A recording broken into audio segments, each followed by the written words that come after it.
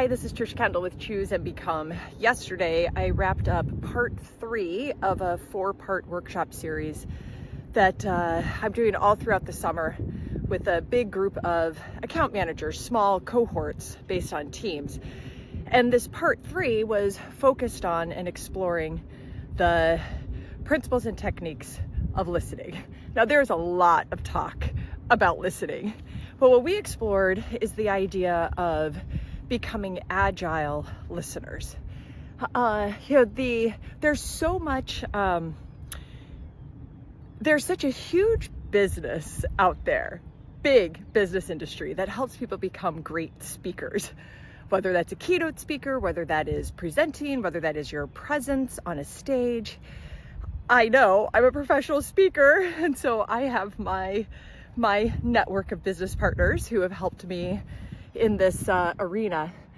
But the ironic thing is that it doesn't take, in my opinion, it doesn't take a ton of agility when you're on the stage speaking keynote to an audience. Now you got to tailor, you got to customize, you got to be with the audience. I'm not saying that you're not in the moment with the audience, but the amount of agility that's required to be a great speaker, an effective speaker, and move the audience is not as great as the amount of agility that's required to be an incredible listener.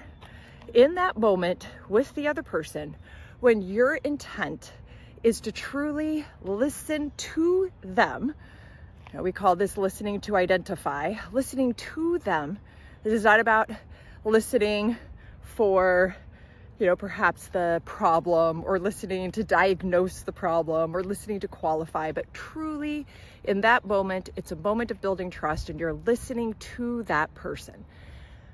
You have to be so agile in that moment, because we don't know, or I don't know, what the person is thinking and why they think that way, or what they're feeling and why they feel that way, or what they're seeing and why they see things that way. And if I truly want to listen to identify with them, I have to be so present and in the moment, but practice listening agility.